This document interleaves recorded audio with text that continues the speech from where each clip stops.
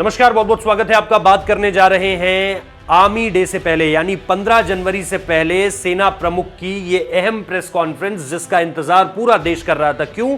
क्योंकि बीते साल बहुत सारे ऐसे घटनाक्रम हुए हैं जिसको लेकर के हम चाहते थे कि सेना प्रमुख की तरफ से बयान सामने निकल कर आए और वो क्लैरिटी दें कुछ अहम मुद्दों पर। उससे पहले कब सेना प्रमुख अपनी प्रेस कॉन्फ्रेंस में ये जो गलवान में हुआ है, क्योंकि देखिए बहुत सारे ऐसे सवाल थे जिनको लेकर के आप भी जवाब चाहते थे, हम भी जवाब चाहते थे, लोग चाहते थे कि क्लैरिटी मिले।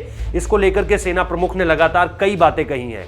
जनरल मनोज मुकुंद नरवणे ने कहा है कि किस तरह से चीन और पाकिस्तान को सही समय आने पर सारे जवाब दे दिए जाएंगे। उन्होंने यह भी कहा है कि सेना टू फ्रंट वॉर के लिए पूरी तरीके से तैयार है। टू फ्रंट वॉर यानी दो देशों से जब आप लड़ाई की स्थिति में होते हो, हमारी पश्चिमी सीमा पर पाकिस्तान खड़ा है, हमारी पूर्वी सीमा पर चीन खड़ा है, और इन दोनों की आर्मीज हों या फिर इन्फिल्ट्रेटर्स हों, खासतौर पर पाकिस्तान की तरफ से मैं इन्फिल्ट्रेटर्स की बात कर रहा हूं, जो कि वहां की सेना आईएसआई की मदद से जो है सीमा पार कर आते हैं और फिर घाटी में आतंकवादी घटनाएं फैलाते हैं, और घाटी में ही क्यों, देश के अलग अलग हिस्सों में भी।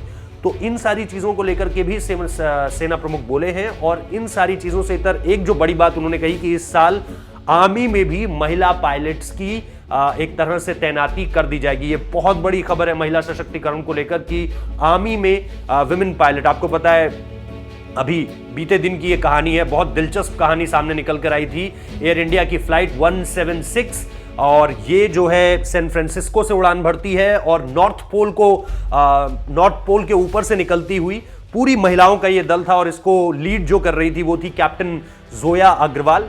और वो किस तरह से बैंगलोर इसको पहुंचाती हैं, 16 घंटे, तकरीबन 17 घंटे की फ्लाइट विदाउट एनी लैंडिंग, मतलब कहीं पर नहीं रुकी। 16,000 किलोमीटर का डिस्टेंस।